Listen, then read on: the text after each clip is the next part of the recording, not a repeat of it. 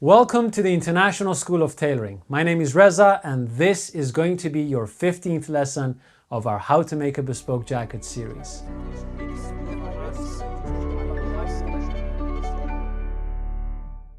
In the previous lesson, we learned all about darts and wedges. In this lesson, we are finally going to build the canvas construction of our traditional model. Making canvases is a 5-step process. Step 1, soak the canvas and the horsehair. Step 2, cut the materials. Step 3, baste all the materials and the components together. Step 4 is going to be, of course, padding all the layers to make them one. And step 5 is going to be taking the darts out.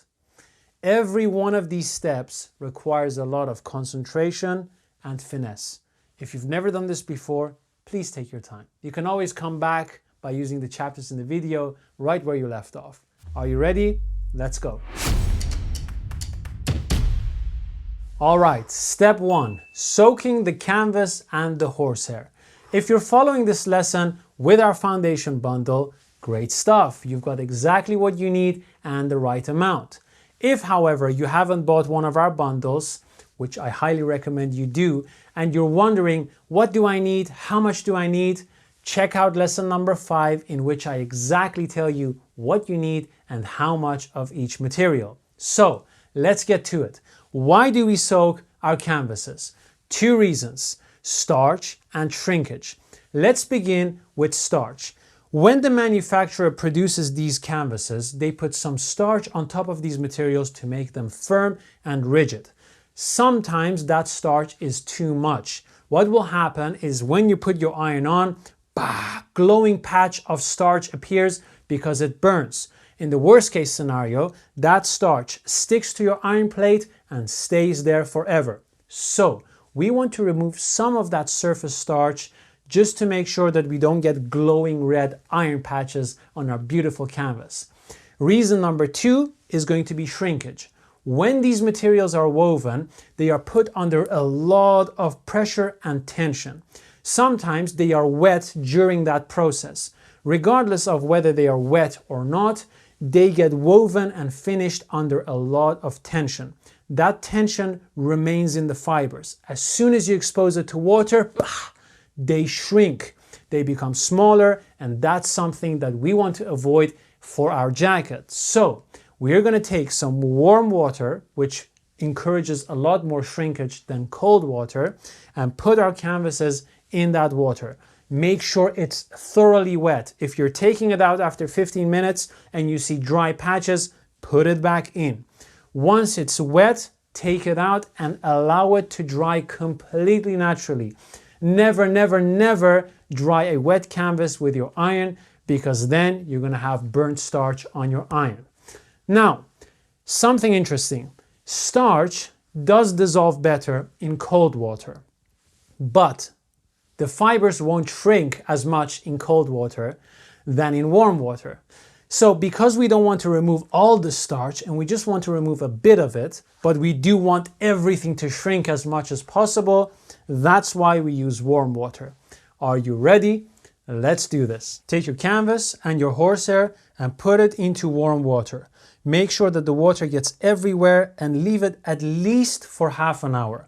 After half an hour, double check. You can open up the canvas to see if all the areas between the folds have become soaking wet. If not, leave it a little longer, and once it's completely wet, let it dry naturally, and then we'll begin. So we have soaked our canvases and everything is dry. But before we continue cutting them out, you may have wondered, why did we not soak the domette? Isn't the domette going to shrink? Doesn't it make sense to shrink the domette beforehand as well? Yes, the domette is going to shrink to some extent, but no, it doesn't make sense to shrink the domette beforehand. Here is why. Domette is a very loosely woven material. So think of domette as this. You have some warps and you have the weft, and these yarns are all very far away from one another. So the gap between them is fairly large. Now, when we pad our canvases, imagine that we go through these holes and do our padding and so on and so forth. And now between every bite or every stitch that we have, we have this large gap around it, okay? Now, when materials shrink, everything contracts. When everything contracts, these yarns are pulled together and the gap around our stitches becomes a lot smaller because everything is pulled together. But because the starting point is already so large, it's just going to contract and make the gap around our stitches smaller, but not to the extent to start pulling on the stitches themselves. If domette was a very tightly woven material like silesia, and we were expecting shrinkage, and we would pad our canvases, and by the time it would shrink, it would immediately start to pull on our stitches.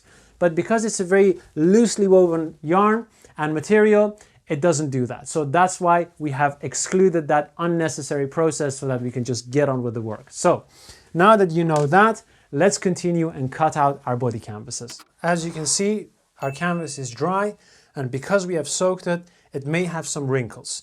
The first thing that we have to do is to take those wrinkles out and press the canvas smooth. If you're using a domestic iron, use the steam function. If you're using a dry iron, simply use a spray bottle. I recommend you press the canvas on a single layer. So don't try to press both layers at the same time. What is important in this process is to make sure that as you are laying your canvas, to press and iron the wrinkles out of it to keep the grain straight. Sometimes canvases are woven and they're a bit curved. What you have to do is to simply pull both ends of that same grain, straighten it, clear it out, and simply continue pressing the canvas. So let's do this. Keep in mind, you don't have to soak the canvas again with your spray bottle. A little bit of mist is sufficient. Once you have pressed everything nice and smooth, simply fold your canvas over and prepare the grains to match. Sometimes, even though your selvage is matching, the grain of one side goes one direction and the grain of the other side goes another direction. I wouldn't recommend trying to shape the canvas and to stretch and compress all of that. Let it lay as natural as possible. You don't want to fight the nature of that weave, even though if it looks like a bit off. What I would recommend is simply lay them on top of one another so that the majority of that part is matching, the grain of course. That's better. You can see that my selvage is slightly off, but it's a lot better to position it than to position it like this and have the grain go in two different directions. So that's why I focus on the grain, not on the selvage. Now that it's folded double, crease it. Now when you crease this fold, don't try to kill it and completely crush it down. We may have to use parts here and open the canvas up, and therefore you don't want to have a permanent break in the fibers. Fortunately, the canvases that we have in our bundles, both the improvers and the foundation bundle, they are wide enough so that you can fold them up and simply put your front panel on, trace it, and cut both layers at the same time. However, if you are using another canvas, 99% of the chances are that that canvas is roughly 70 centimeters, that's 70, and not wide enough to fold it double because it's going to be too narrow. So what do you do when your canvas is not wide enough, but you still want to have 2 4-parts out of it without having to order 7 meters of canvas? This is what you have to do. Cutting your canvas on a single layer is exactly the same as what I'm going to demonstrate on the double, with only one difference. That difference is that you first have to cut out one front panel, move it over to the other side of your canvas, and then you can treat it just the same as if it's on the double, because it will be on the double. So this is what you have to do. First, watch how I mark the canvas with my 4-part, okay? Then take your single layer canvas, mark on one side your 4-part in the same way that I have demonstrated, then cut out the outlines, turn it over on this side, so you get something like this. It's offset now, and now you're on the double again, because you have the first layer that you cut out and the layer underneath it, and you can do exactly as I do. Of course, if you're working from our bundle, you don't have to do all of that because it's already on the double, and you can easily continue. So let's do this. Start off with fixing your grain. Make sure that your grain is perfectly matching. Don't have two opposing angles. So let's do that. So once the grain is set, take a single layer of your forepart and position it on your canvas. Match the chest line with the cross grain, that's the weft of your canvas. Like so. Don't try to match the front edge because that will put the entire grain off and it's not going to reflect the grain of your forepart. If you're working from a single layer, this fold will represent your selvage. Now we are going to need some inlay at the top. No inlays at the bottom because we already have quite a lot of inlay. So as long as you cut this along with the edge, you should be fine. If you don't have enough canvas and you want to make the most of it, double check to see if you have actually cut 2.5 inches of inlay. Sometimes maybe you're a bit lazy, as I am sometimes, and you may leave 3 or 3.5 inches. In that case, cut it out and leave it to 2.5 inches because then you can pull it a lot further down and make use of all the spaces. So, is the chest line matching? Yes. Do we have enough on the front edge? No, we need 1/2 inch away from the edge of our fabric. So, I'll move this over like that. Now, let's do the outlines first along with the inlays. Take a pencil and mark 1.5 inches from this point of your inlay upwards. 1.5 inches is about 4 centimeters. Make a plus mark like that. Then 2 inches above the shoulder point. That's about 5 centimeters, 5.5 maybe. Make a plus mark and now simply connect these two pluses together. Extend your line and now stay with the shoulder inlay all the way up. We do not need to add inlay here because we're going to cut a wedge, open that up, and so the canvas is going to move sideways. We do not want to waste any more canvas than necessary. Mark 1 inch above the armhole. So that's 2.5 centimeters all around. Like so, and fade it into the inlay of your shoulder. Look at your underarm seam edge and mark 1 inch over that line. Then we're going to do the edges around the gorge. Leave 1/2 inch in front of the break line, 1/2 inch above the gorge inlay, mark a line, and like so. And then do the same all the way to the bottom of your forepart. This line does not have to be super accurate. As long as you're 1/2 inch over, that's 1.2 centimeters away from the edge of your inlay, you should be fine. This is just to allow us to move things around if we have to. Now, let's mark the sides. I want you to look at your intake line for the dart and mark between the intake point and the underarm seam. So that's going to be right in this area. Flip this over and just mark a horizontal line in front of you. Now, what I also want you to do is to place your ruler along the grain on the intake line of your dart and mark a line right here, like so. Now that we've done that, let's mark the details that are important for us during the construction of our canvas. The first detail is going to be the first button. Simply flick this up, mark where it is, and at the same time, mark the end of your break line, which leads to the first button. Now move up and mark where your break line is at the top. So it actually extends over to the edge here. So we'll add a mark with our pencil right here. The next thing that we have to mark is going to be the intake point and the top point of the dart. Put a weight on your forepart, take a pin, put that pin right through it, flip the fabric over and mark a point right where that pin was. Do the same thing for the intake point. And now mark the shoulder and the neck point. The last thing that we're going to mark is going to be the side of our canvas. Now, this is what you're going to have to do. Fold over your forepart and connect your intake point with the line that you had right here, which continued all the way outwards. So remember, we placed our ruler right here and we marked a line. This line will have to connect to the intake point. This line that you see here was the point that was between the intake and the underarm seam. So that's between those two. Now what we're going to do is to add a step that is the same size as our dart intake. So if you flip this up, look at your fabric, you probably have marked this based on the pattern. If you haven't marked it on your fabric, look at your pattern and then measure the total intake and then add that outwards from that point. So in our case, it's going to be 1/2 inch, like so.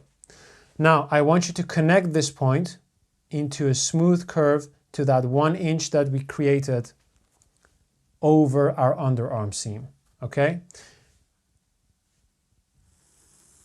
Like so.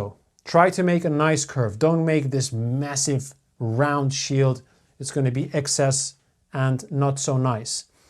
Now that you have that step, move down to your initial line and mark straight down. You can use your forepart as a reference. So knowing that this is the point that we have marked here, we can keep that parallel to our underarm seam, that same amount. We can mark from the bottom of our underarm seam inwards, which is going to be roughly here, and with a longer ruler, connect that straight down. The reason why we have added this step and the reason why it was exactly the same as our dart intake is that once we cut out the dart and it closes, this point will move over and match with this point right here. So now that we have marked these, let's connect them. Break line connects to the first button connects to the edge right here. Neck point connects to the shoulder point, and intake point connects to the top of the dart. We can remove our forepart. Now, if you're working on a single layer, you're going to have to do exactly as I did up until this point.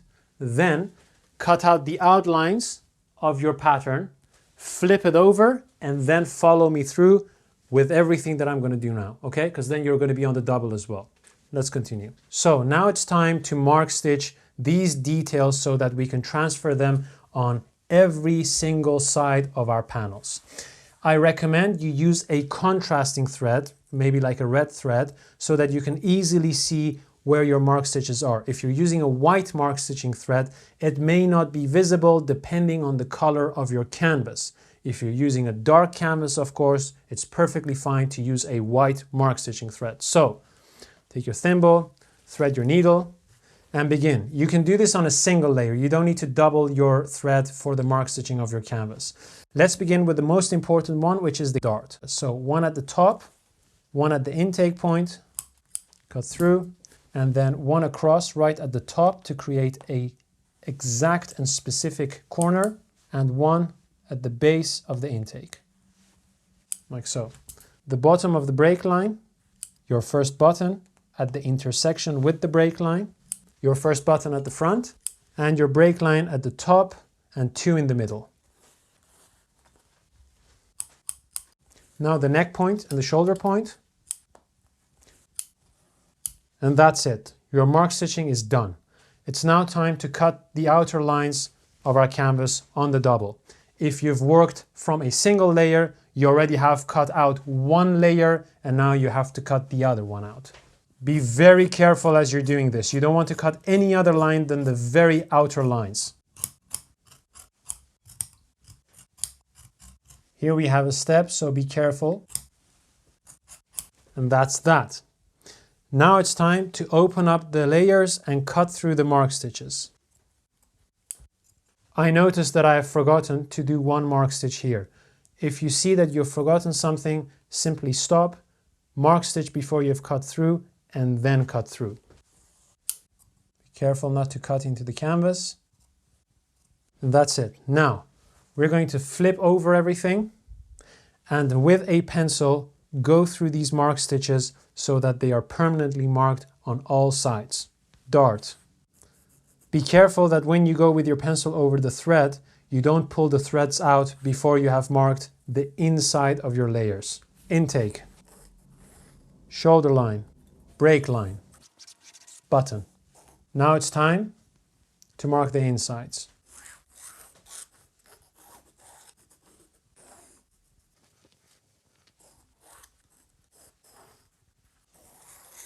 Once you're done marking with the pencil, take out all the mark stitches. Once you've taken your mark stitches out, put the canvases on top of one another, and on the outer layers, mark A and B.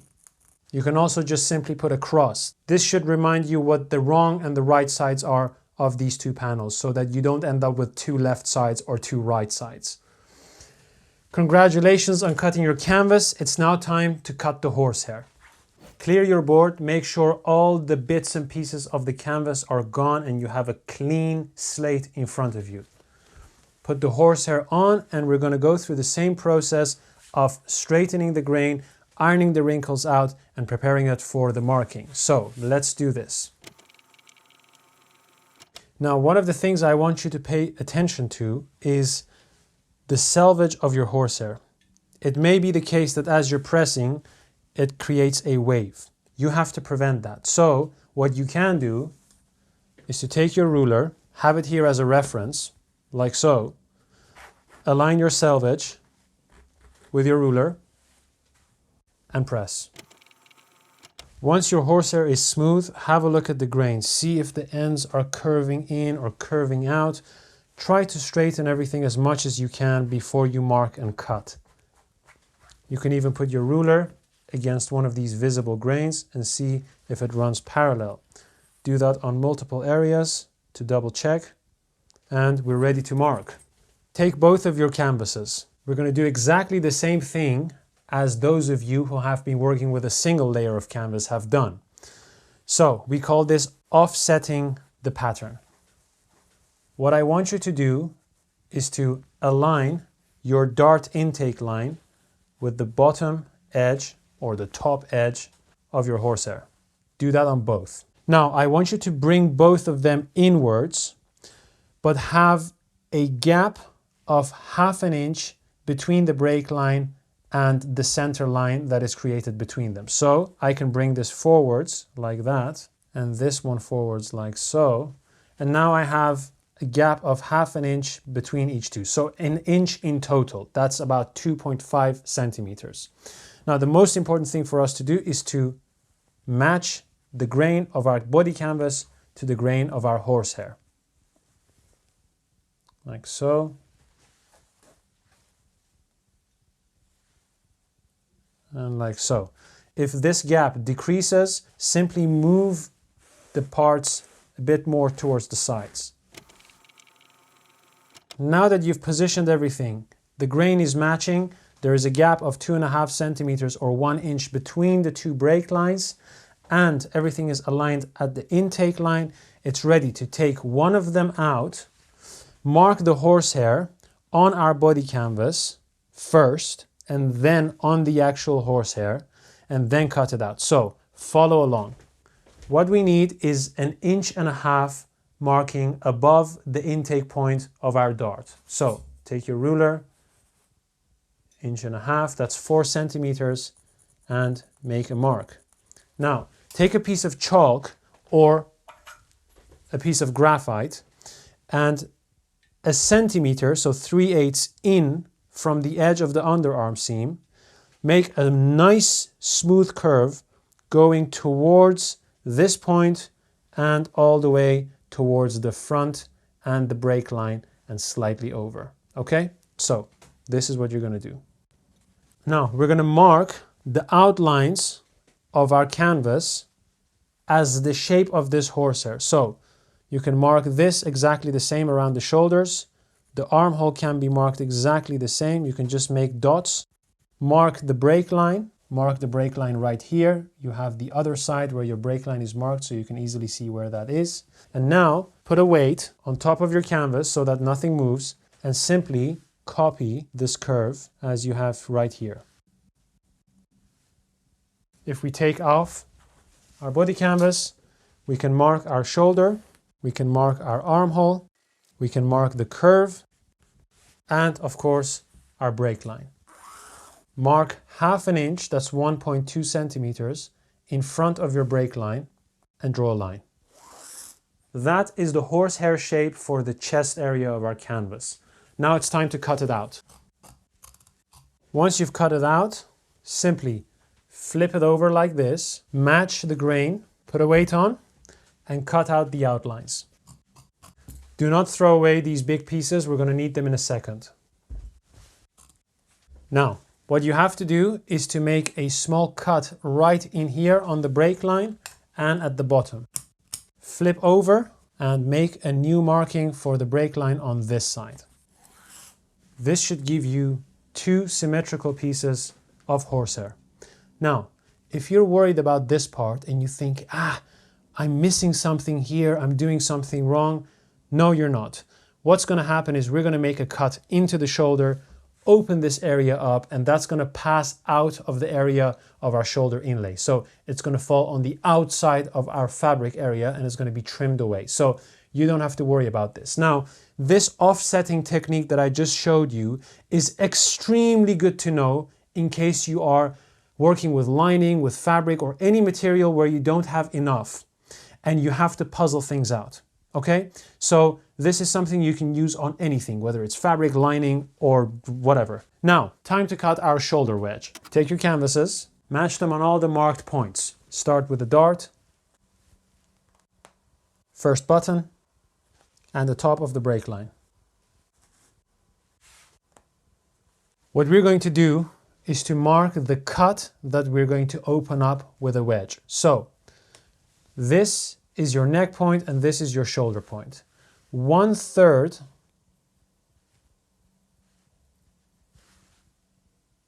of the total length from the neck point inwards, I want you to mark. Then I want you to take your ruler and mark 3.5 inches straight down. So that's going to be perpendicular to the grain of your canvas. Like so, and extend it all the way upwards. Why 3.5? Well, if we assume or we cut the jacket for the shoulder seam to be exactly on top of the shoulder, roughly speaking, 3.5 inches down is going to be the area where the arm and the bone of the shoulder point is going to be, the top of the humerus.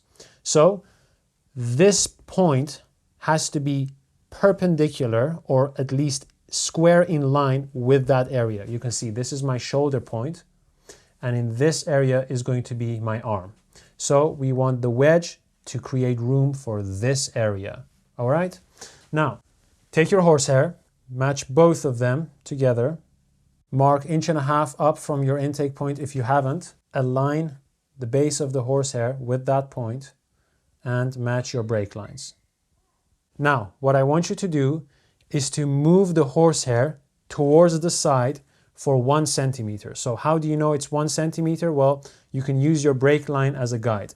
When you move it over along the grain, your break line should be offset by 1 centimeter. Now, take your pencil and mark the cut that you have for the wedge on your canvas on the horsehair. So that's the top, that's the bottom, connect the dots, and cut through all layers up to this point. Be careful that you don't have any pins underneath here. So, why did we offset this? Well, in a moment, you're going to see that we're going to add an extra piece of fabric in between the edges of this cut. That is going to create a seam, and what we want to do is to offset those seams so that we prevent extra bulk on those areas. You'll see that once we have the wedge piece in there.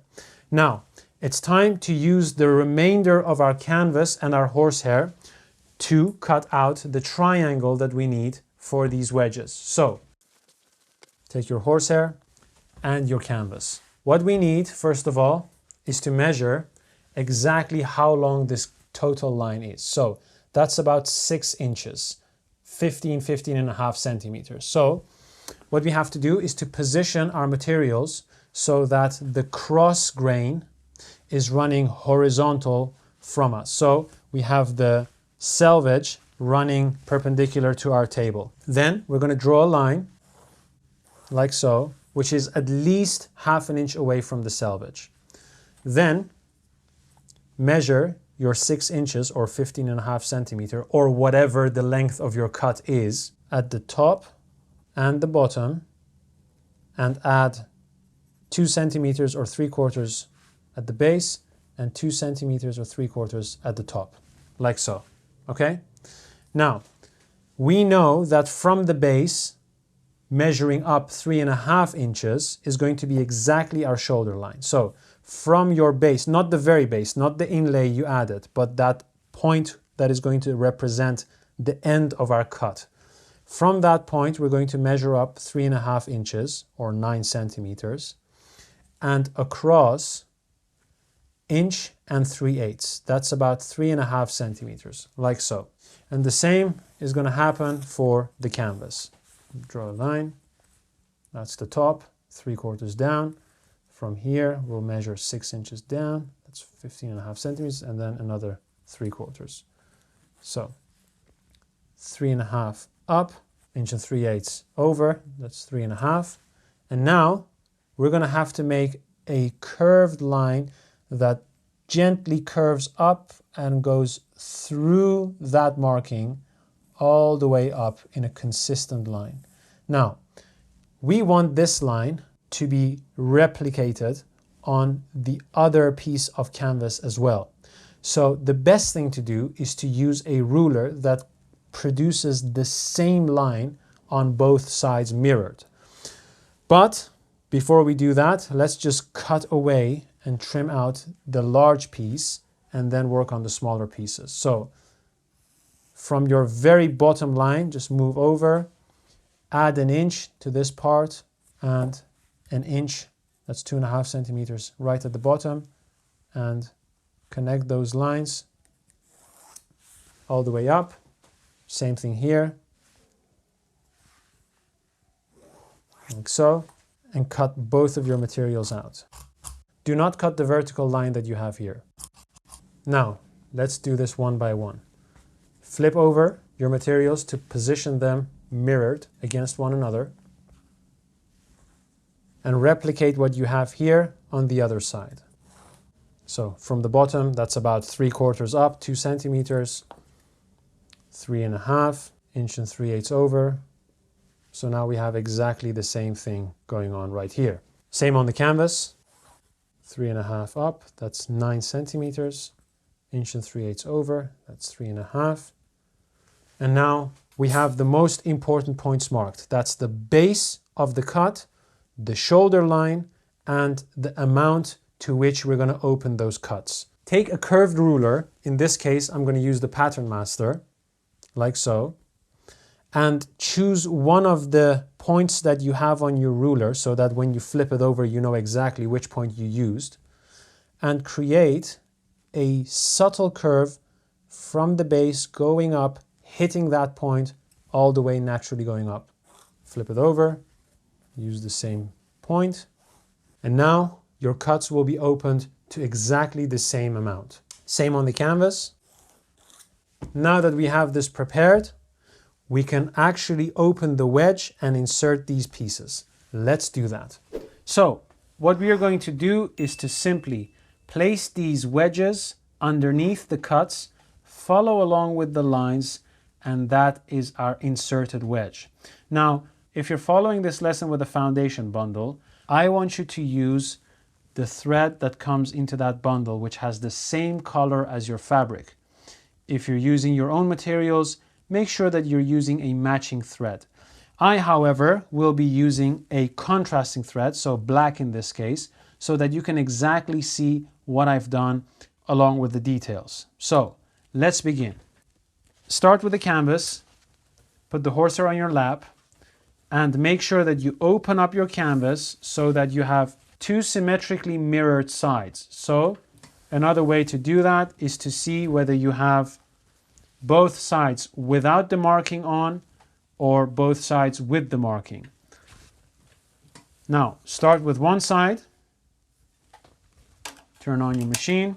We want to place the bottom of this triangle of our marking right at the bottom of our cut. So I will match the bottom of the cut with the bottom of our marking, like so.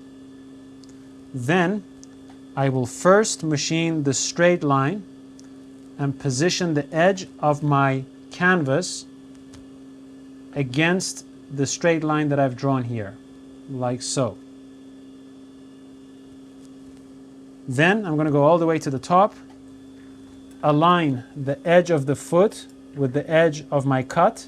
That's called a foot's width, and machine all the way down. Make sure you hold everything well down. You don't want to be sewing like this and allow everything to go whatever it wants to. You should really be in control like a spider and hold everything down. So when you reach the bottom of your cut, the end, simply curve into a triangle, like so. Keep your needle in, lift up the foot, turn everything over, align the edge of your other side with the curve, with this curve that we have here, and go into a foot's width and align the edge of the foot with the edge of your cut. And make sure you really get that curve. Don't do a straight line. Don't just align it like that and miss the curve. We really want that curve to be there because it will concentrate everything in the shoulder area. And don't try to match up to this point. This was just the point that we marked when we moved over across. All you have to do is to simply follow the line. Once you're done, cut your thread, and you should have something like this.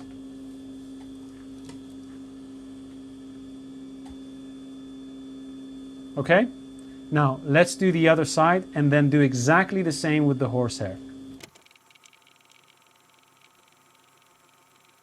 Now it's time for the horsehair. Exactly the same thing. Open up the horsehair so that you have two symmetrically mirrored sides, and then simply start with inserting your wedges, just like we did on the canvas. The base of our marking goes to the base of our cut, align it with the straight line, sew the straight line first, and then follow upwards with the curve. Now, one thing that I'd like to mention is that once you've sewn one side and you put the edges, your cut edges, to one another, the grain should still follow through. You don't want to end up with something like this, where the grain is completely off or something has shifted over dramatically and thereby distorted either the canvas or the horsehair. So sew in a way that feels and looks untouched. And that's that. Let's go back to our board and baste everything together. We have machined the wedge on our body canvas and our horsehair, and it's now time to prepare them, trim the extras, and then baste them together. Let's begin with the body canvas. So put your horsehair away, take both of your canvases, align the edges, flatten the top of the shoulder like so.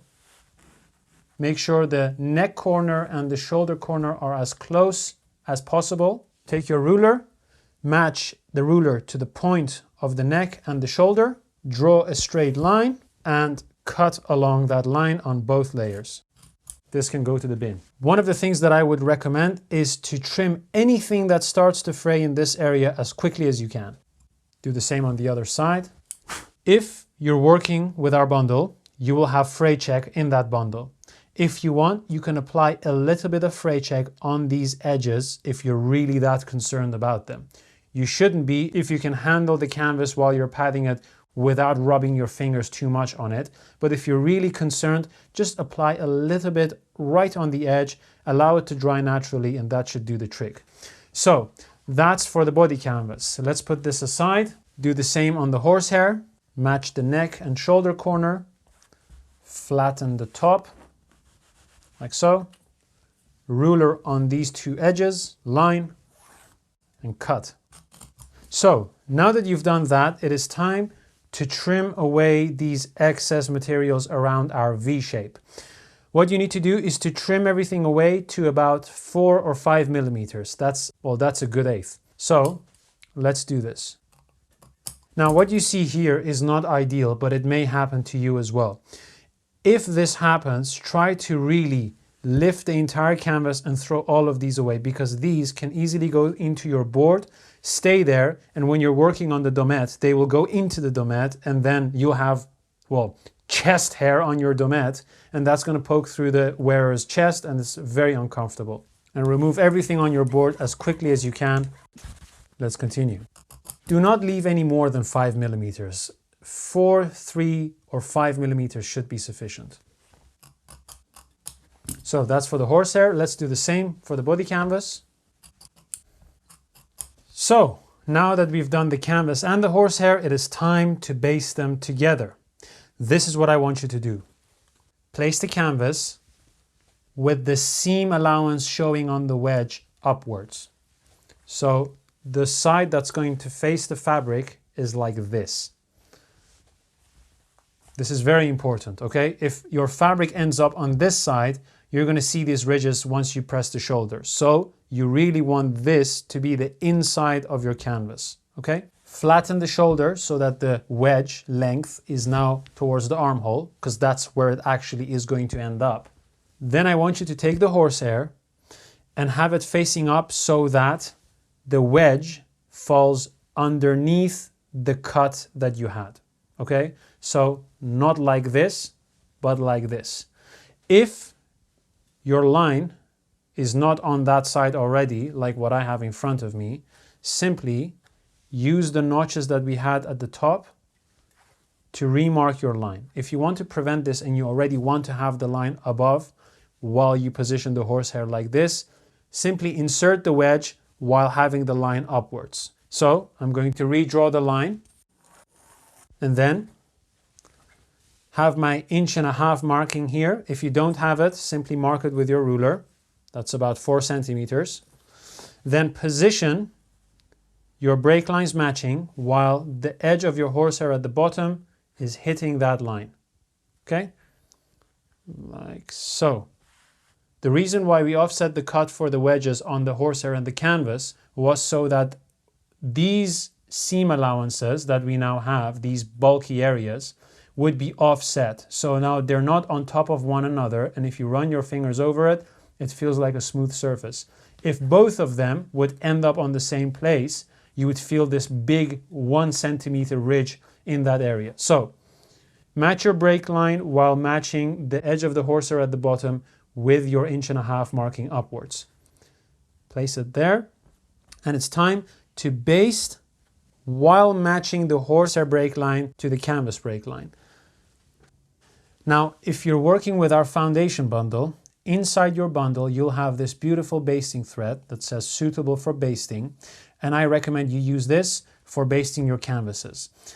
If you turn it over, you'll have a small flap that says number 5 betweens needle, just like the mark stitching thread. And if you flip it over, you'll have 2 number 5 needles there waiting for you. I recommend you take them out, you put them at the top of your spool, and you can simply slide this off without having to tear it. That should keep your needles safe and in the right place, and you won't lose them. I'm going to be using this thread. If you don't have our bundle and you're looking for a thread to use for basting, find a very easy to break thread. So it should be able to break with the hands of a baby. It shouldn't be like machine thread. You shouldn't tear your skin trying to rip it. It should be very easy to break. So trying to find something like that. So let's do this. Thread your needle. Position your horsehair. Make sure this is matching. Match the break line at the top. There is no need to fasten on. All you have to do is to take a bite with a stitch length of 1 inch, that's 2.5 centimeters, match the break line as you're basting all the way downwards. Don't fasten off, just leave the thread loose. Cut, time to do the next line. Make sure this area is flat. There are no bubbles, there is nothing, you can just go with your fingers over it and it just feels like they're sitting nicely on top of one another. Now, on this side of the edge, not too close to the cut edge, just a little bit in front of it, begin basting again. 1 inch stitch length, no fastening on, all the way through the middle into the center of your dart. No fastening off, cut the thread. Now, I did not put any ease or fullness in the horsehair. You're not supposed to do that. You don't need to do that. Just have it on flat. So now that we've done this, I'm going to do exactly the same on the other side, and then we're ready to mark and cut the domette to baste it on.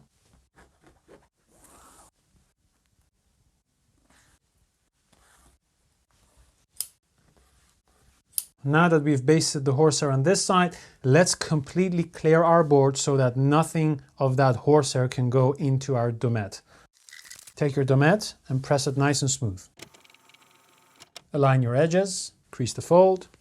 Put your canvas on with the horsehair facing up and position the horsehair and the canvas so that the shoulder is running somewhat diagonally on the grain. Same goes for the break line. So don't position it like this, matching the grain of the horsehair to the grain of the domette, but rather diagonally. Now, we need at least 3/4 on this side of the horsehair. So bring it down, that's 2 centimeters. We also need to have this edge of the horsehair, this bottom corner, to at least hit the edge of our domette, like so. Then flatten everything for it to be smooth, like so. And then take a pencil or your chalk and mark in front of the horsehair, right at the edge, a straight line from this corner to this corner, so like this. Leave about 3/4 if you can, or 1/2 inch on the entire side of the horsehair, and of course the bottom. And last but not least, mark the edge of the horsehair at the bottom of your chest piece.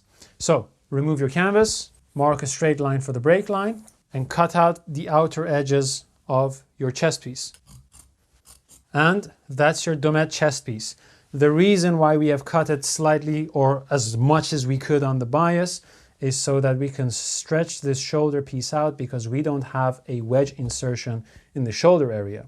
So we need this to be as flexible as possible without creating any interference with the horsehair and the canvas. So let's baste it on now. Take your canvas with the horsehair up, the shoulder length towards the armhole, flatten this entire front area, put your domette on and take off the top layer so that you have the clean inside facing outwards. Now, let's position this.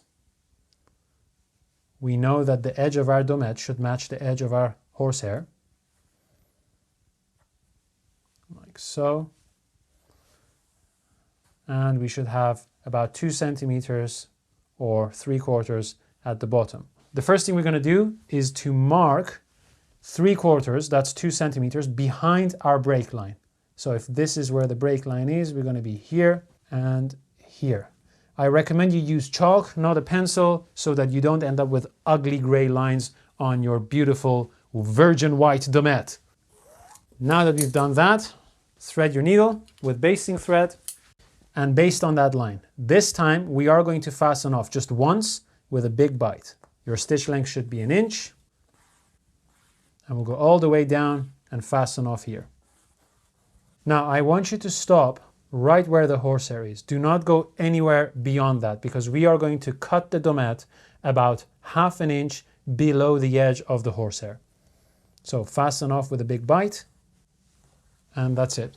Now, what we have to do before we baste the rest is to stretch out the domette so that we create the same length that we have in our shoulder area, and therefore reduce the tightness that we have in this area. So take your spray bottle, apply a bit of moisture. If you have a steam iron, you can use some steam, but I recommend a spray bottle. It always gives a better result. Put your iron on and gently pull the domette as you're going with your iron over it. Don't try to rip it, okay?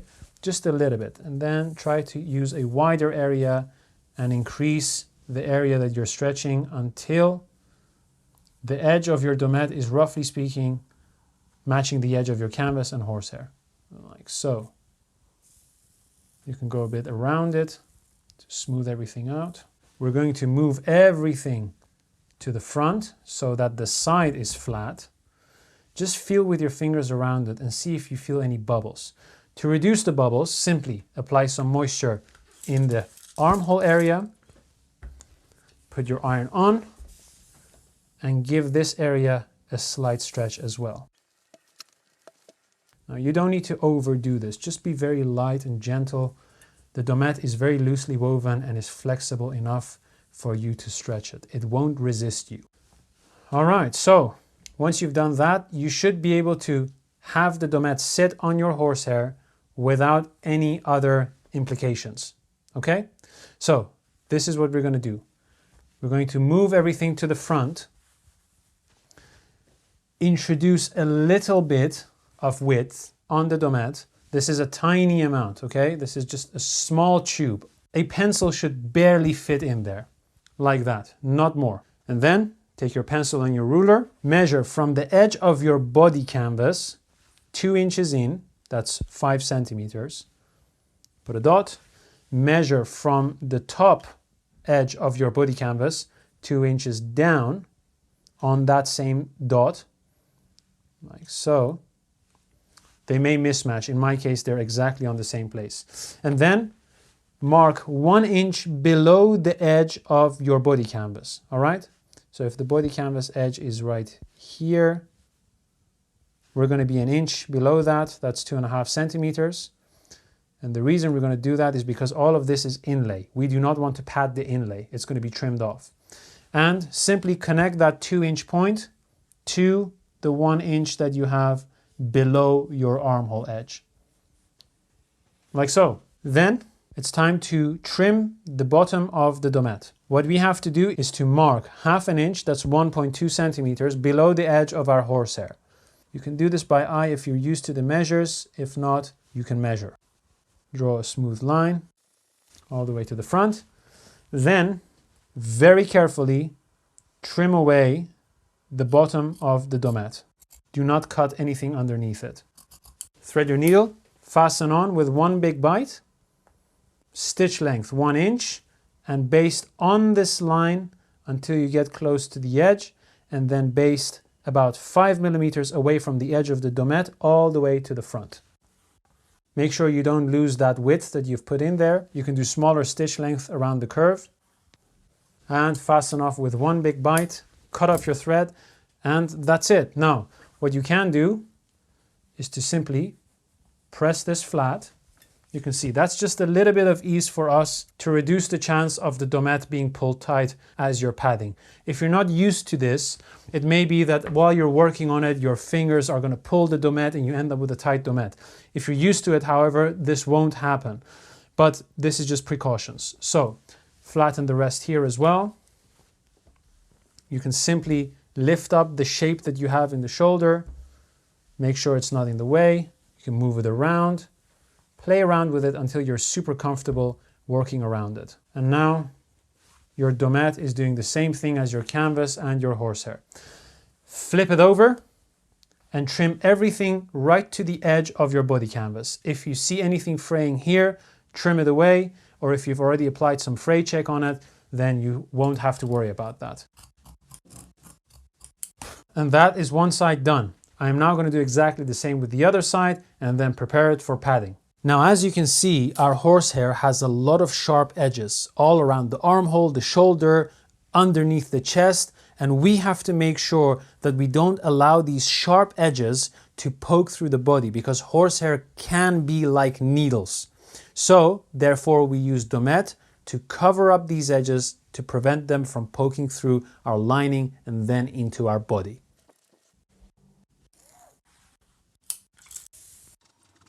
One of the things that I often do is I use quick measures. So what are quick measures? If you ever have to mark anything that is not supposed to be super accurately marked up to the millimeters, and you just want to have a rough estimated measure, you can use your fingers. So for example, I know that my finger in total from the top up to the knuckle is about 3.5, 4 inches. That's 4 inches for me. So if I ever have to mark 4 inches, I'll just put the tip of my finger against the edge and I see where the knuckle is and make a mark. If I have to mark 1 inch, that's going to be roughly up to the line that I have here. And so from the top to that is going to be 1 inches. The same goes for this side. So if I ever have to mark 1 inches, I'll just do this and then align the line with the line that I have on my finger. Same goes for 2 inches and then half an inch and all of that.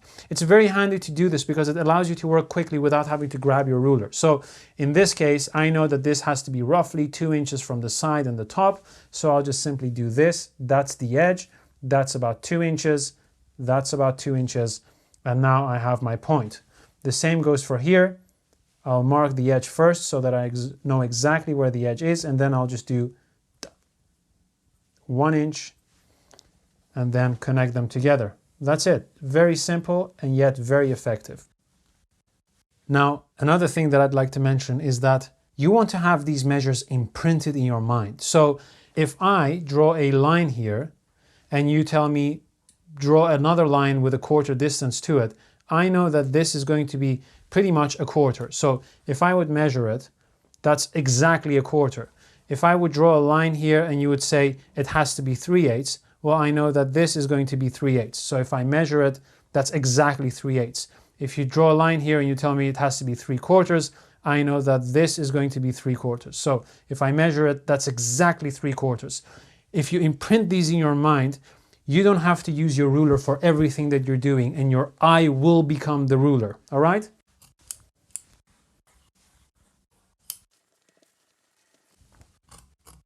Now we are ready to mark the lines on which we're going to pad. If you've done everything correctly, you should have something like this. Okay? There should be a little bit of ease on the domette, and you should have the wedge without any tension covered by the domette. If for whatever reason you're missing a little bit in this corner, please do not worry. About 1/2 inch, 3/4 of this area is inlay and is going to be cut off once we have canvassed our forepart. So it's okay to miss a little bit in that corner. Now, let's mark our lines. One of the most important things that you have to understand is that as long as you pad your canvases correctly, meaning correct stitch length, correct bite size, correct tension, you do not have to worry about the direction in which you pad. Some of you who are familiar with my other work know that I have padded things in the shape of fruit, animals, abstract designs, and I can tell you it really does not matter. If you want to have a nice consistent padding, what I would recommend is you use the break line as your reference so that by the time you're right all the way to this edge, you have 1 row of padding stopping there. So if you have to pad your canvases later, you can simply continue that and it all looks like one nice continuous stitch. So how are we going to mark this? Well, very simple. Take your ruler, align it with your break line marking, bring the ruler back into the middle so that the ruler is hitting the base of your wedge. Draw a line, and here you can simply move the wedge over and extend that line upwards. Sometimes you see that tailors may pad this area in a different direction. If they tell you that they do that because then they are doing something magical to the shoulders, you can just say, yeah, I know better.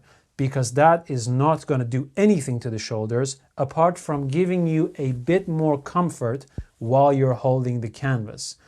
If you have very small hands or very big hands, maybe you find it a bit awkward to hold the canvas like this while you're padding, or maybe very easy. And the same goes for this direction. So direction of padding does not matter as long as you do your padding stitches correctly. So now that you've marked this line, what I want you to do is to mark 2 inches down, use a quick measure as I already described. So 2 inches down from the neck, and we already have that 2 inches down from the shoulder. Draw a straight line, like so, and I want you to pad within this range. Now, whether you do this side first or that side, doesn't really matter, as long as you always work from the center to the outer edges. If you're right-handed, that's going to be right to left. If you're left-handed, from left to right. Okay? So I'm going to mark the same on this side and then we'll begin padding. To make things easier, let's roll up the bottom of our canvas all the way up. Leave a little bit of room between the bottom edge of your domette, but pin this down so that nothing is flapping around while you're padding your canvas. Please do the same for the lapel. Fold it onto itself and then one more time and pin it down with 3 pins. I want you to use a machine thread for padding your canvases. Ideally, this is a thread that matches the color of your fabric, but feel free to use any color that you want, as long as it's not too thick. It has to be a fine and yet strong thread. If you're working with our foundation bundle, included in that bundle will be a machine thread that matches the color of your fabric. Now, I want you to use a number 7 needle, which is a slightly finer needle than your basting needle, to pad your canvases. You can find this needle, if you're working with the bundle, on your yarn card that says waxed silamide. It also says number 7 betweens needle. There are 3 needles in there. I want you to take that needle out. Don't touch the thread. Do not use this thread on your canvas. Once you're done padding, simply put it back and await further instruction for the use of this yarn card. Okay, I'm going to be using this thread along with the number 7 needle, and we're going to do the padding now together. If you want to have a very in-depth instruction on how to do a padding stitch and everything else surrounding it, please watch our lesson on how to do a padding stitch first before you touch your canvases. Okay, so let's begin. One of the things that is going to happen to you is that this area, having the shape in the shoulder, may distort your bite size and your stitch length. So have extra concentration in this area as you're padding. We're just going to pad up and down, up and down. We're not going to do any other direction because I think it's quite simple to do this. So what I want you to do is to insert the needle a little further than where you're actually going to be beginning. So go between the layers, but not through all of them, so it shouldn't be visible on this side. And then bring your needle out right on the line where you want to begin. Pull the thread through until it's hidden. Then insert your needle right behind where your thread came out. Take a small bite of 3 millimeters, that's about an 8. It should be a small dot on this back end of your canvas, and gently pull through. Now, if you have seen our lesson on how to use a thimble, you should already have practiced this. Doing a padding stitch is a good excuse to practice your needle and thimble technique. So while you're padding your canvases, please focus on it. Don't use the side of your thimble. Don't use the back of your thimble. Always use the front, okay? And make sure you're pulling your finger back, holding the needle exactly as I described in that lesson, and do a correct stitch. The other thing I want you to focus on once you've got the hang of this is your posture. So, are you ready? Yes, let's go. Stitch length 3/8. That means going down 3/8. Bite size 1/8, that's about 3 millimeters. Now, when you reach the bottom, make sure that your last stitch goes over the edge of the domette so that it catches and holds the domette down, so that by the time you've done everything, the domette doesn't roll back if you go with your fingers over it. Now, we want to go up. So we know that going up means that we have to put our needle between the 2 previous bites. So this is the last bite, and that is the one before that. We have to be in between them. Now, where we put our needle in between those 2 is very important. We don't want to go too far forwards or right on the same place. We want to follow the same angle, diagonal angle of the stitches, so that when our needle goes up and is between the 2 previous bites and it takes that bite, our thread follows the same angle as the previous stitch.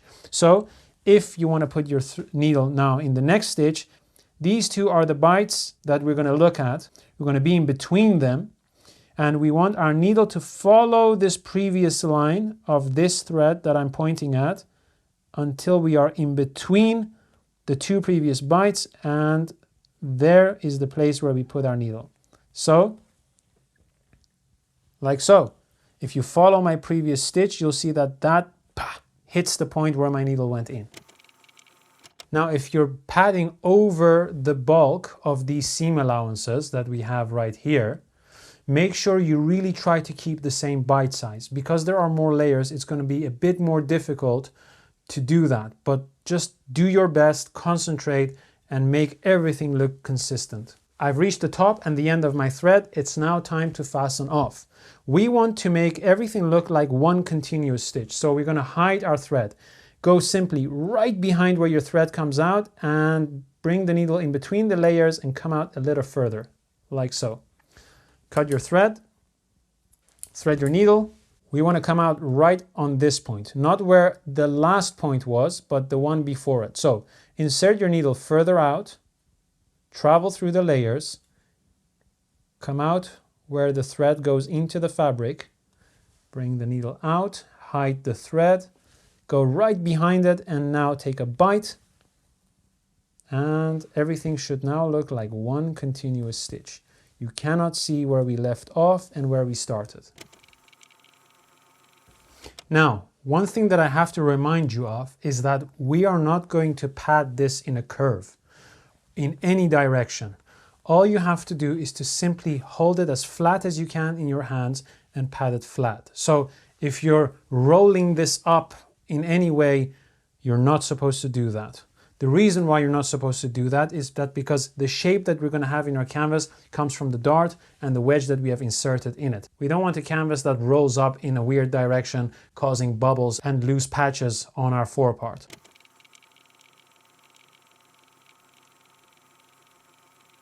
So now that we've done one side, it's time to do the other side. Now, if you're right-handed and you want to continue with your right hand, you can simply flip over the canvas so that again you're working from right to left because you're right-handed, center to the side, and then simply begin padding upwards.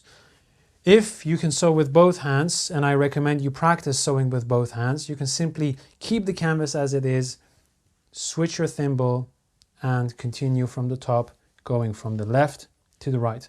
Just stay inside these areas and don't pad any further beyond them.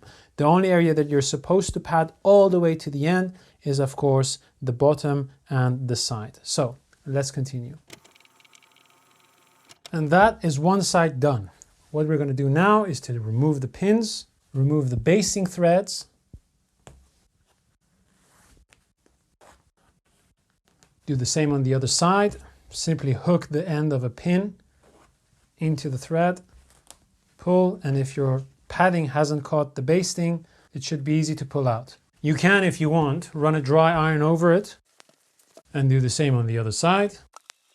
And now let's do a quick evaluation. Something's happened here, I don't know why. Probably when I was taking out the basting, one of these threads was pulled. I'm simply going to run another stitch there and fix it. Now, when you run your fingers over the threads, they should be a little bit loose and have some movement, as you can see. If your canvas is being pulled together like this, it means that all your stitches are tight. Simply remove all the stitches, do them again with a looser tension. Now, you may wonder, how long should this take? Should this take an hour, 5 hours, one whole day? That really depends on your speed, which depends on your amount of practice and your experience. If the stitches are bigger, it takes less time. If they're smaller, it takes more time. I would recommend just do as I did, practice. The more comfortable you're going to be with holding the thimble and the needle, and the more practice you're going to get and the faster you're going to be. It may be that as you're padding, the top of your finger starts to get rough. That is very, very, very normal. If you don't have enough control, you may poke really deep into your finger and it will start to bleed. Again, that's normal, but if you get used to it and you start to have more control, you won't let that happen. You'll just get a bit of a rough skin on the surface, which is going to heal in like 10 hours or something. So you can put some cream on it if you want to kind of like soften it up, and that would be it. So if you have in front of you the same as I have in front of me and it all looks the same, it feels the same, nothing is tense, nothing is tight. At the back you see tiny dots of stitches which are about 1 or 2 millimeters, then everything you've done is correct. You can simply do the exact same thing on the other side and catch up when we're about to take the darts out. So I'm going to do exactly the same on the other side, and then we'll prepare them to take the darts out. If your middle finger begins to hurt and it starts to bleed, take a rest, take some time, let it heal, or if you want to get on, simply change your finger so that your needle is not constantly pricking the same area, but at least you have some rest. As you're doing your padding, one of the things that you may or may not notice is your posture. If you feel any pain in your shoulders, it means that you're too tense. Your elbows are lifting up your shoulders.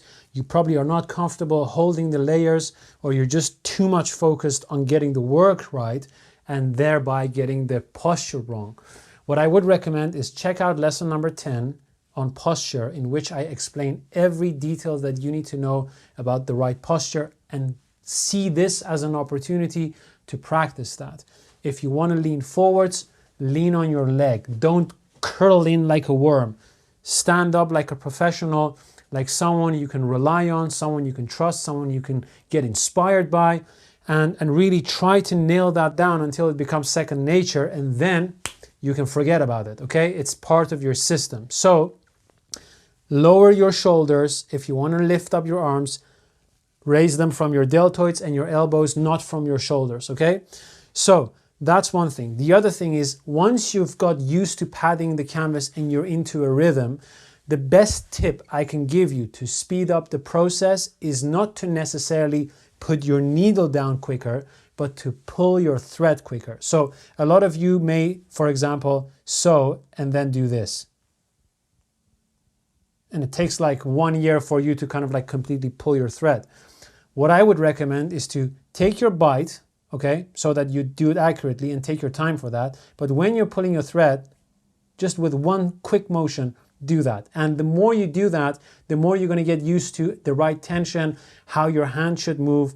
And one of the best things that I can tell you is, when you pull the thread, don't pull it up just like that.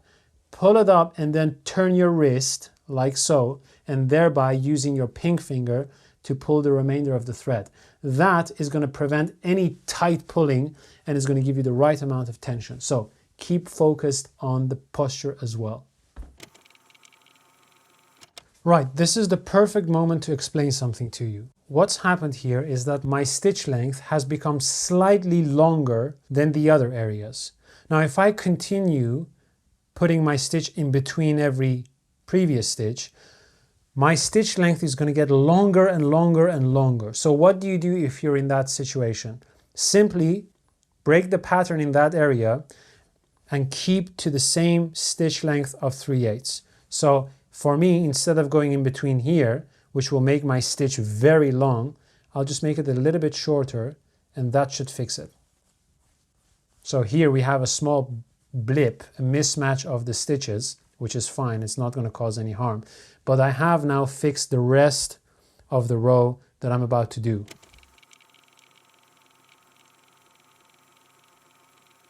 Okay, so we've done the other side as well. I hope that what you have looks exactly like what I have here in front of me on both sides. Again, if this is fraying, just simply cut the threads off or apply some fray check. And another thing which might be useful to mention is that when you're constructing your canvas, it is very important for your wedge insertion to have the grain going from one end of the cut to the other. So somewhat naturally following the grain of either side of the cut. If the grain of your horsehair is going in that direction, your wedge is simply going to collapse, and that's not really a good thing. The same thing goes for your body canvas. So that's worthwhile mentioning. Now let's prepare these to cut out the darts. Take both of your canvases and place them domette sides together, like so. Then it's time to pin the markings on our canvas so that both of them have the same orientation. Start with the first button, match the edges, and now we have to pin the base of our intake line. What I want you to do is to keep everything flat, take a pin, and bring that pin straight down onto the point of the intake, like so. do not pick up the work and try to do it like this. You don't touch anything. You just go straight through like that. Once the pin is completely through, you'll hold it down and then lift up the work. Look at it from behind and see whether the pin has gone through the same point on the other side.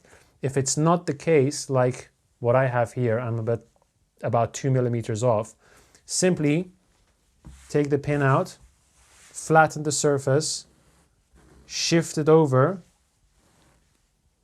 try again. Now it's exactly on that point.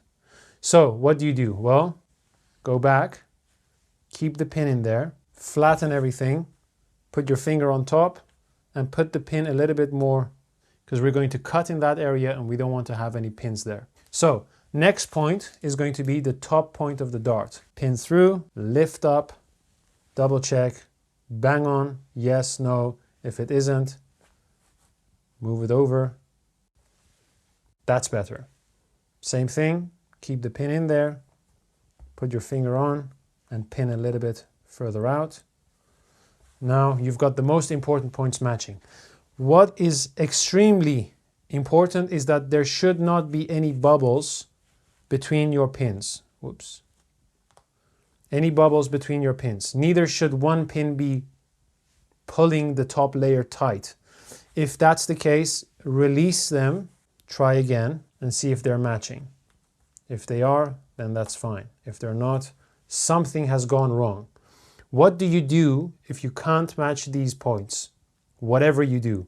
The dart is the most important thing to match. The break line can move around a bit here and there, but the dart is really important. So match the dart first and then do the rest. Now it's time for the top of the break line. Simply put a pin through and see if that pin goes through the break line. If not, move it over. Try again. That's better. Now you can do one in the middle. It's not really necessary, but if you're really fussy, there you go. Now it's time to mark our dart and cut it out. So the dart is going to be exactly the same size at exactly the same place as on our pattern and our forepart. So on our pattern, it marks 1/4 inch either side. So we are going to mark with a pencil 1/4 inch, that's 6 millimeters, on either side of our center line.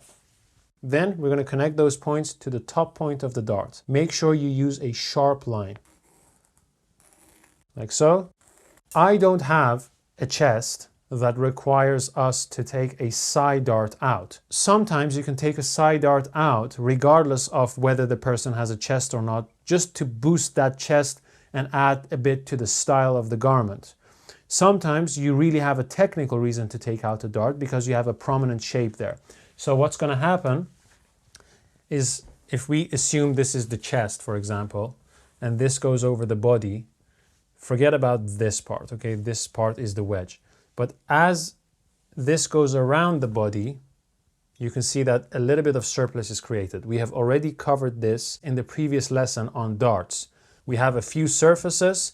The intersecting point of those surfaces demands a positive curvature on the surface. That results in the surplus that we have here. And if we remove that, then we have created a positive surface curve on our canvas. But we're not going to do that here. We're going to keep things simple. And we're just going to go with this dart. Take your shears, run them across your leg hairs to get that oil in, to sharpen them. Now, there are a lot of layers as you're cutting the canvas. You have to make sure that your shears are dead straight. Don't cut on an angle because you'll make the top layer shorter or longer depending on how you're holding it. So always keep it straight. And if you're struggling because maybe your shears are not sharp enough, use your finger to slightly push down so that you don't end up chewing the material with your shears. Like so. And really get that point as smoothly and as sharp as you can. That's that. Not very difficult. Now it's time to cut out our strips to cover the darts with them. So I want you to take your silesia if you're working with our bundle. If not, any thin material that is tightly woven. This could be lining, this could be cotton, this could be a ribbon, anything that is not going to create bulk and is not too rigid. So grab your material. In this case, I'm using silesia, and I want you to cut the strips along the weft grain. I'll tell you in a second why we're going to do that. If there are creases in it, iron them out, and while it's hot, apply some moisture on your material and allow it to shrink. Look at that. Don't leave the iron on. You don't want anything to stick to your iron. Just always keep on the move. You can do the same on the other side. And now we're ready to mark and cut. How long do our strips have to be? Well, we're going to use them to close these darts. So they have to be the same length as the dart, plus a little bit extra at the bottom and a little bit extra at the top. Usually 3 centimeters, 1.25 inches should be enough.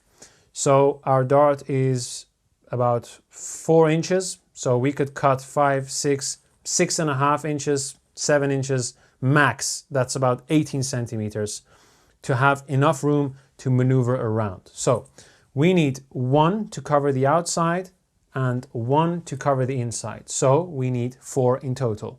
The width of our strips doesn't have to be any wider than 1 inch. That's 2.5 centimeters.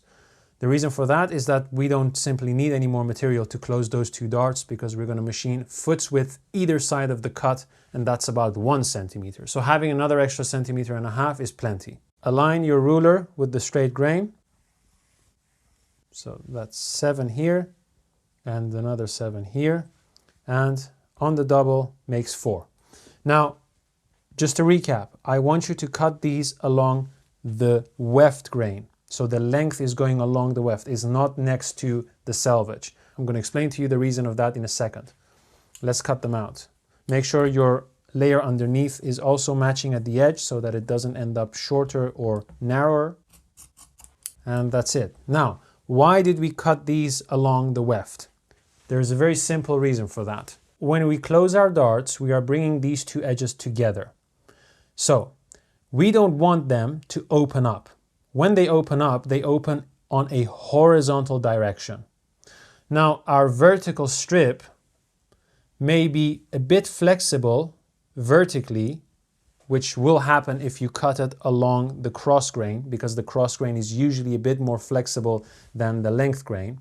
But the width of our strips, having fallen on the length grain in this direction, does not have any give at all. So the risk of these cuts opening up is reduced to the minimum. Please do not use any form of bias tape to close your darts. You do not require any flexibility in this area. You want these to be closed and held together permanently so that the canvas feels like one piece.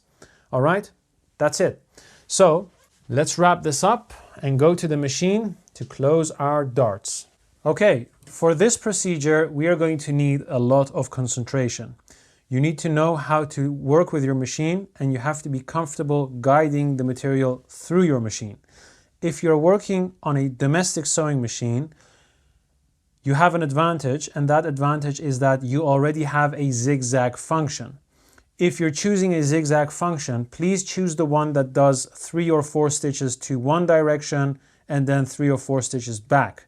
So it goes zigzag and then zigzag back. Do not choose the one that does the needle to the left and then to the right, and then left and right. That's not the right zigzag for this job. Now we're going to do a zigzag on this flatbed machine, and although the flatbed machine is not designed to do a zigzag and it's only designed to do a straight stitch, we can still do a very nice zigzag if we know how to set the machine. But first, let's go through the process of closing the darts. So what you need is to have one of your canvases with the domette side up. I want you to use the machine thread that you used for the padding so that you have the same color on your machine. I'm using a black so that you have a better view of what I'm doing and can follow along a lot easier. The first thing we have to do is to make a mark, which is about 6 millimeters or 1/4 inch above the very point of our dart, like here. That's where the needle goes in, and therefore our starting point. Take one of your strips, flip over the front side of the canvas so that the side of the canvas is laying flat. Insert your strip underneath the cut and align the cut with the center line of the strip. make sure you have about 1 inch, that's 2 centimeters roughly, above your quarter mark here.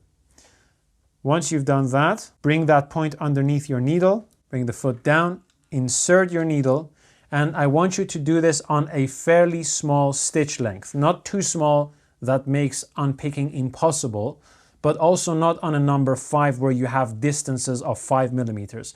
A stitch length of 2 to 3 millimeters is decent. So, turn on your machine. Now, this is extremely important.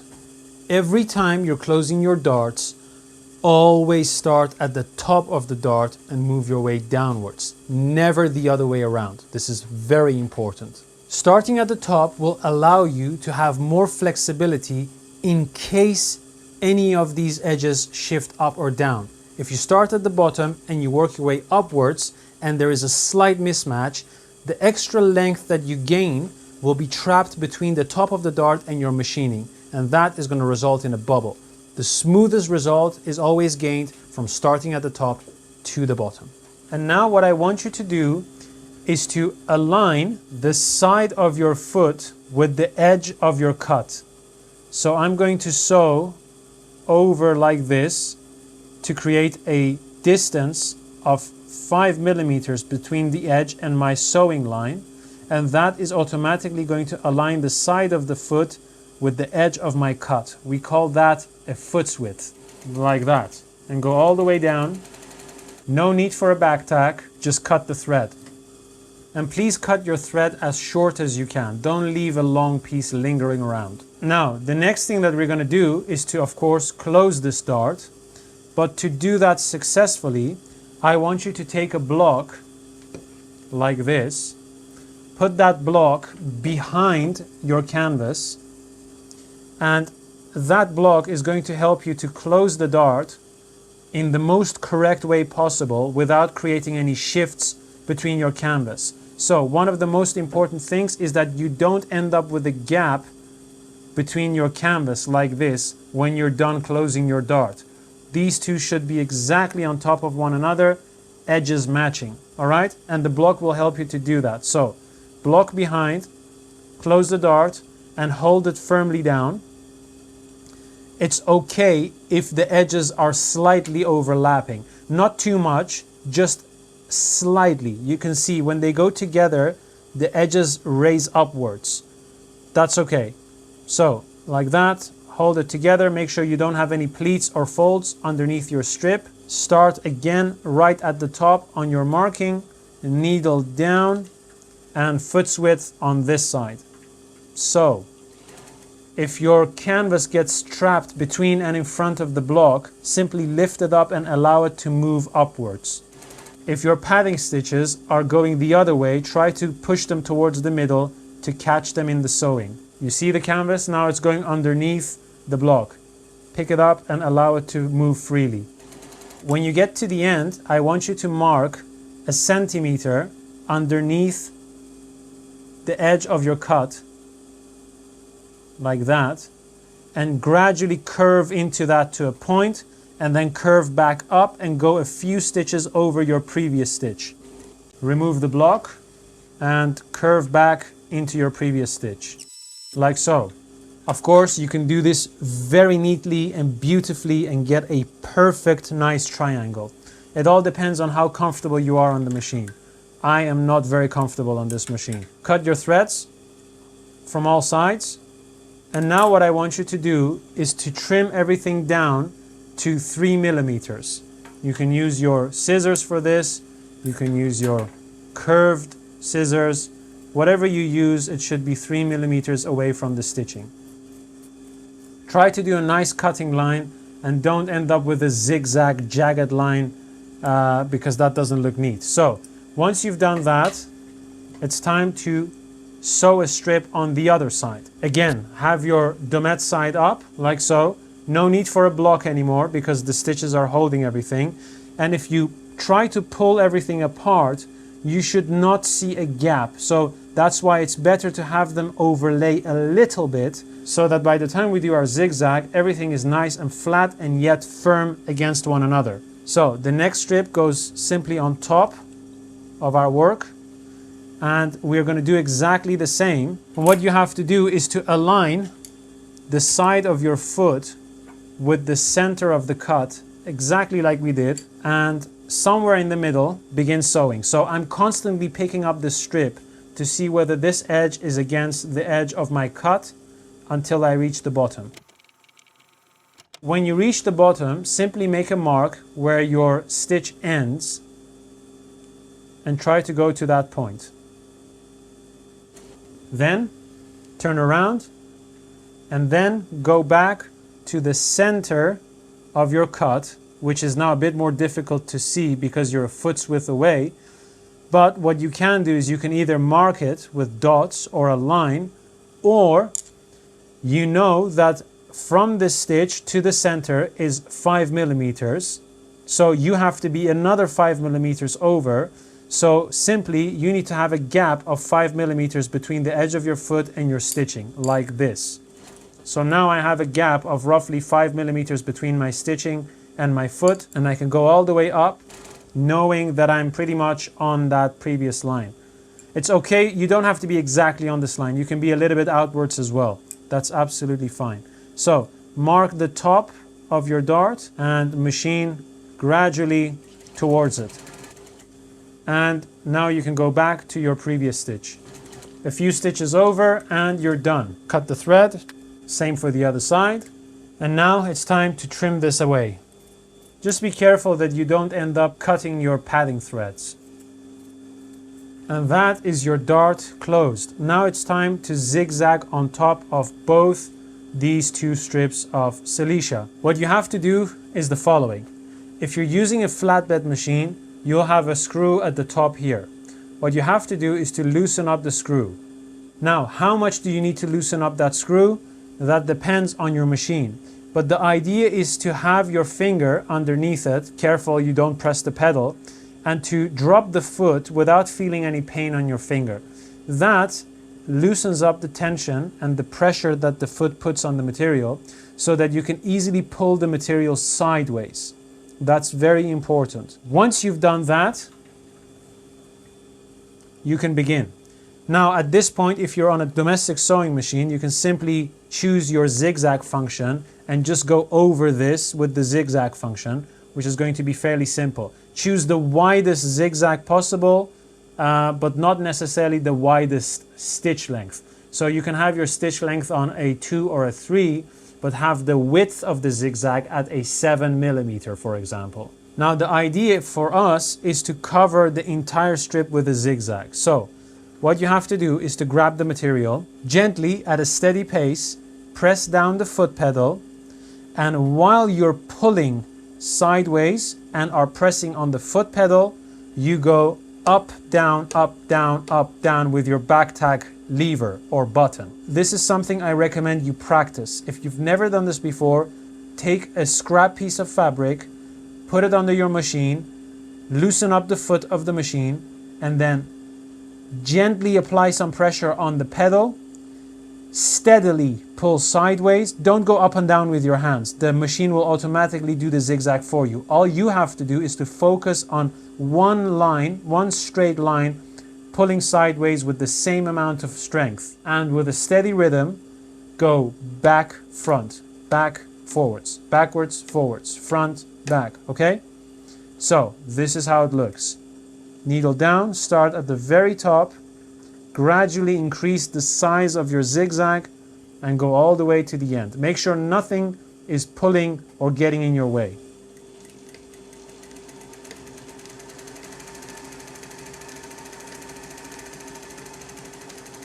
If you feel that you're pulling too much and nothing is moving, loosen up your screw even more. On your domestic sewing machine, that's probably going to be a wheel, but make sure that it's not the actual thread tension wheel. So, no back tags needed, that's it. You have officially closed your dart. Trim the threads away, and now your material is like one piece. It can't break, it shouldn't break, there should be no breaks. If you fold it in the middle, you should not see a break. And that is an excellent way of closing the darts in a permanent way without them opening up. Now, the idea is for us to zigzag right over the edge to catch the silicia and hold it down so that the ends don't raise up and fold back on themselves. Now, I recommend you practice this, and once you're comfortable, do this on your own jacket. And of course, the idea is to get this like a nice, perfect, gradual strip of silicia that is zigzagged beautifully. The distance between your zigzags should not be any less than a quarter, so maybe this is a little too dense. 3/8, 1 centimeter is ideal, but not any bigger than that. And the reason for that is the closer your zigzag is, the denser, the firmer your canvas is going to become. Now, you don't want to create a very rigid part right in the middle of the chest. This should feel the same as the canvas. So you're just closing the canvas for it to behave like one piece, not for it to behave like canvas and a block of wood behind it. So keep that in mind. I'm going to do exactly the same on the other side, and then we'll continue with the rest.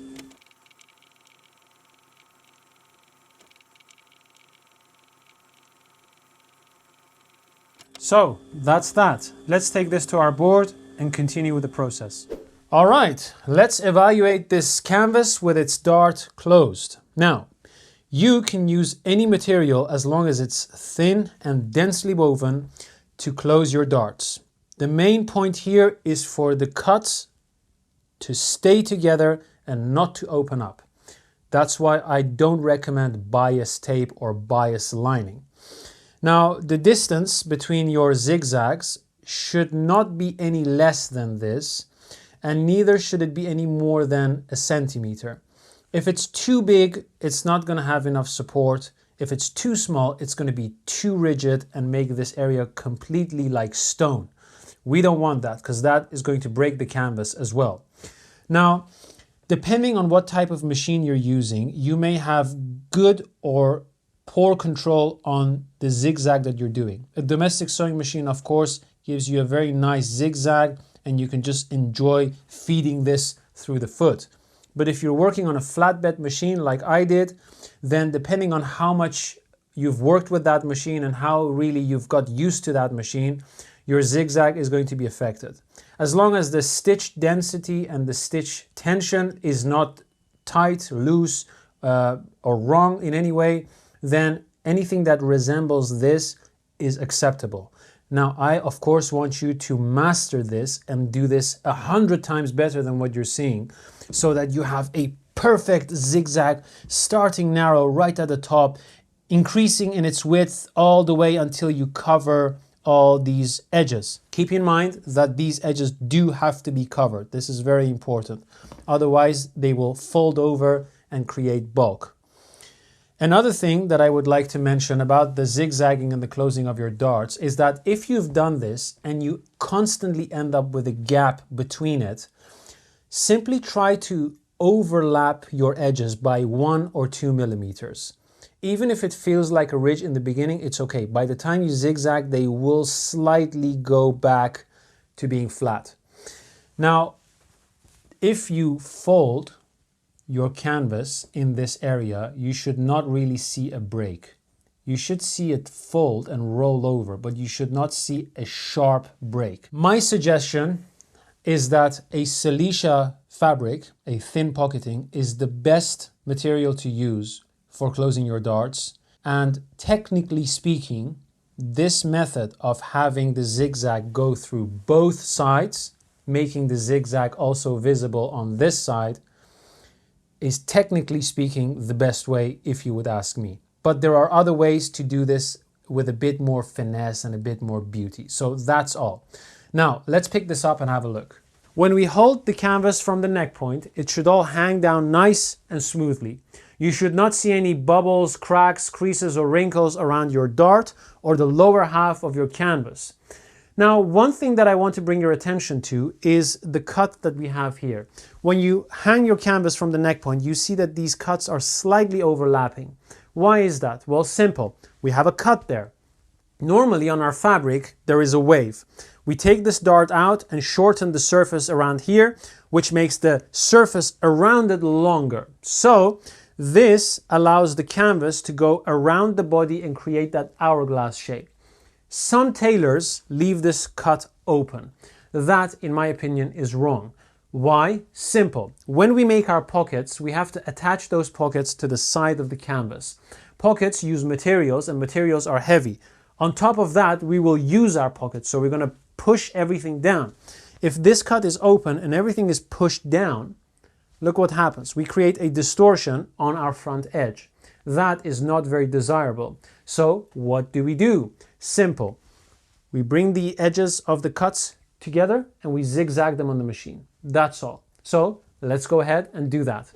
Okay, so when we lay our canvas underneath our machine, and I'm assuming you're using a flatbed machine, one thing we have to look out for is that everything should be flat, and when everything is flat, our cuts overlap. Now, what we want to do is to bring them edge to edge, which means that we have to pinch the front a little bit to get this side flat and the edges matching. And at the same time, we have to make sure that the rest of the surfaces are also flat. So what I'm going to do is I'm going to start with the cuts overlapping, then take a pin, pinch the front of the cuts, so like this, and now they're edge to edge. Just simply put a pin there so that you don't have to think about it again. And now you can simply begin your zigzag and pull sideways without these overlapping during the zigzag. Now, if you want to know how far you should go up and down, I normally would recommend going up about 1/4 of an inch. So if you want, you can draw a line, which I never do because by eye I will make that judgment. But in the beginning, if you're practicing, you can simply make a line here. Whoops. You can make a line here and zigzag between those lines. Okay, so let's do this. Position your needle and your foot, needle down, and gently pull sideways while doing your zigzag, just like we did on the darts. Cut your thread, and what you have should look something like this. Now, if I remove the pin and I flatten everything, this side will lift up and it's not going to overlap anymore. If you're working on a domestic sewing machine, what you'll have to do is simply feed this through the foot while keeping the edges against one another. That's all. Let's do the same on the other side and evaluate on our board. All right, so let's put the zigzag that we just did in context. If we lay our canvas flat on our board and we kind of like flatten the front edge, we see this wave on the side of our dart. Now, I'm going to show you something that we haven't covered yet, but we'll get to it in a few lessons. The same wave that we have, which is basically extra length created due to the shortness that this dart creates, is also to be found on our forepart. So if I remove the canvas and I put the forepart on our board, and the forepart has the dart taken out, and I flatten and straighten the front edge, we'll see the same wave happening right here.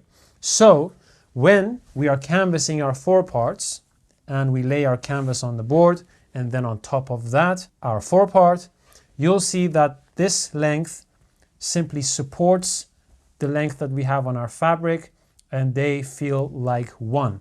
That's all. Let's take this to the next stage. And that was canvas construction. Quite the lesson. I know it may have taken you a long time to get there, but we have finally made it. Congratulations. Please don't forget the 5-step process to making a canvas. First and most important part is to soak the canvas. Whatever material you're using, never skip this part. A shrinking canvas inside your jacket will be your biggest nightmare. So prevent that and go through that process. The next step, which is the second step, is to cut out the materials. After that, we'll be basting everything together, then we're padding it, and then we're taking the darts out. Now, depending on what style you're working on and what materials you have and what kind of fit you're trying to address, canvas construction is heavily influenced by all those factors.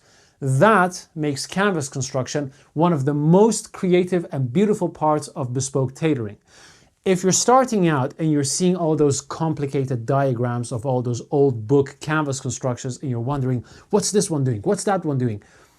A canvas is simply a flat piece of material that with the manipulation of darts and wedges is shaped into something that the tailor had in mind. That's all. Now, in many cases, it's the body that they're trying to address, but You can make canvases for a goat, for a cow, for a chicken, doesn't matter. If you're technically sound, you know how to do it. So this is what I want you to take away.